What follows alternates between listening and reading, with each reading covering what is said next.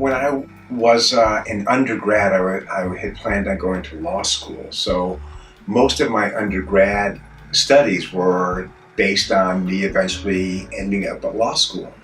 In my last year at my university, I took a class called the Urban Semester, and there I was exposed to a different way of looking at the city, and that program had many psychologists attached to it. And at the end of that program, it was no law school for me. And one of the psychologists said to me, he said, I've learned to know who you are over the time that you've been here, and you're going to hate law school and you're going to hate being a lawyer because it's all conflict. And he was so right. And he kind of was a major mentor of mine and influenced me to pursue grad school in psychology, which ultimately I'm so glad that I ended up doing that.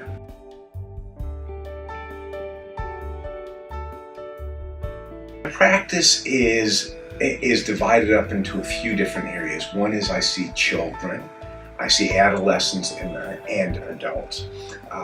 I consult on kids as young as 1, and I do what's called prescriptive therapy. So a pediatrician may refer a sleep problem to me or a temper tantrum issue, in which case I just talk to the parents.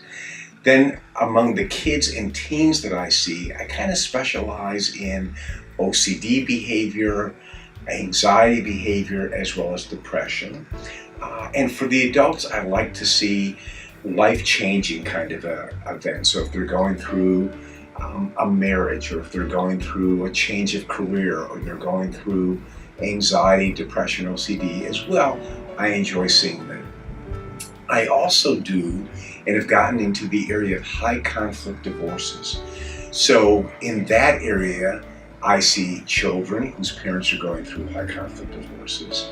I am what's called a PPC, a Parent Plan Coordinator, and that's a quasi-judicial position to help parents make decisions about the divorce that they're going through. I also do mediation with regard to custody, and I do something called reunification work, which is as a result of divorce, children who have stopped seeing a parent, or what's called R&R, refusal and resistant in seeing parents, I work on reunifying that relationship.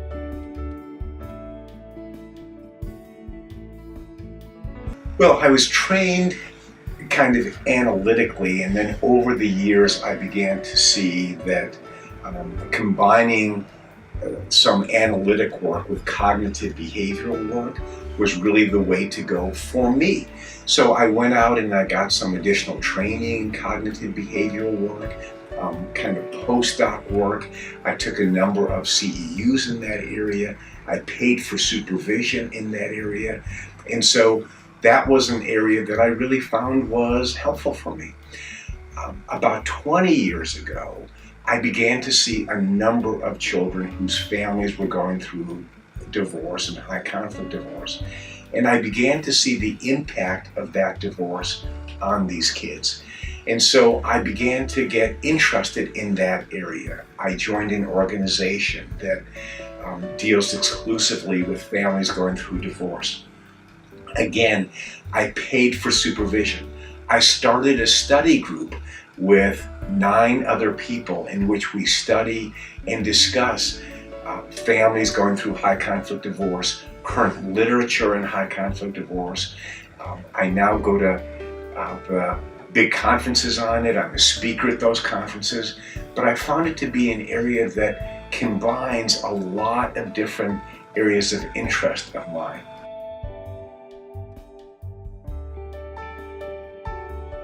I think the first secret is I enjoy what I do. I like helping people. I like being of service. I think our field is terribly interesting, and that you can specialize in one area and then expand that into specializing in another area. So I think number 1, success comes from enjoying what you do. Secondly, I have to say I work hard. I have a practice that's 6 days a week, and I enjoy that. So I find that that's helpful.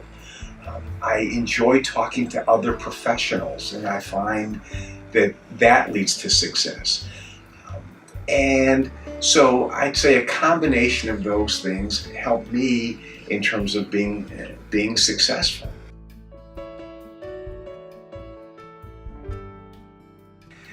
I grew my practice in two ways. One, I went and called on a number of pediatricians. So early on, I was a speaker at pediatric practices.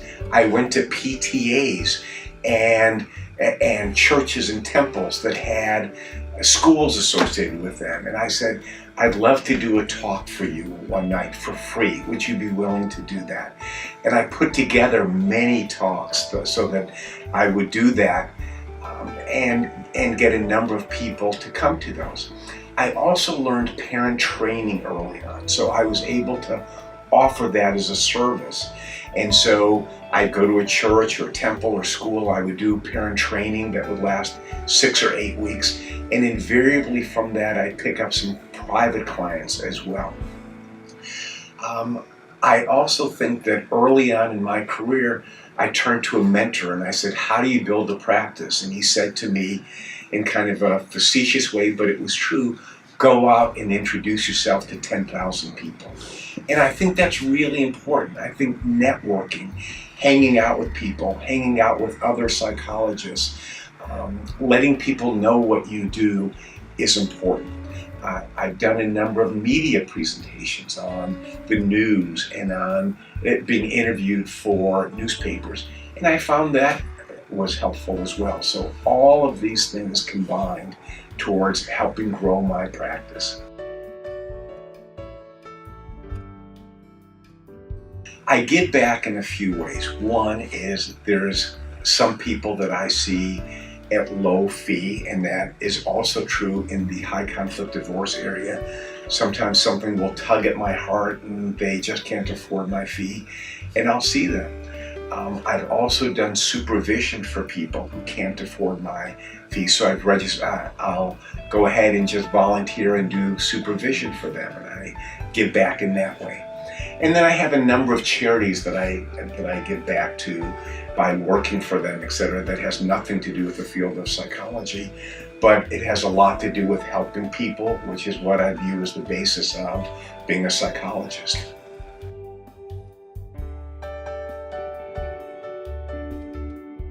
So if I had to say to a new person, develop some areas of specialty, be patient with yourself, network. And I think those things are really important.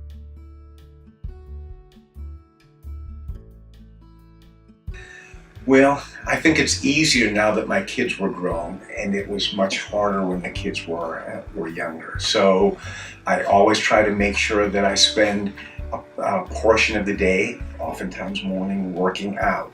So I think that's important. I think it's important that at lunchtime I frequently meet friends for lunch. So I get away from the office and just do something that I think is enjoyable. Having fun, assessing one's fun factors, I think are really critical. And on the weekend, my wife and I are always doing something. So whether it's going to a movie or just being out with friends, those are things that we enjoy. So I find that balance to be really important.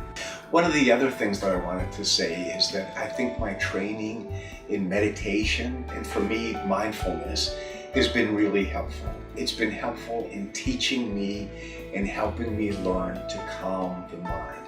I think we deal with people who are agitated, who bring in problems. It's easy to get contaminated by them. And I think that it's really important that we spend some time with ourselves and by ourselves, learning to calm our brain and learning to be mindful and be with somebody on a moment-to-moment basis.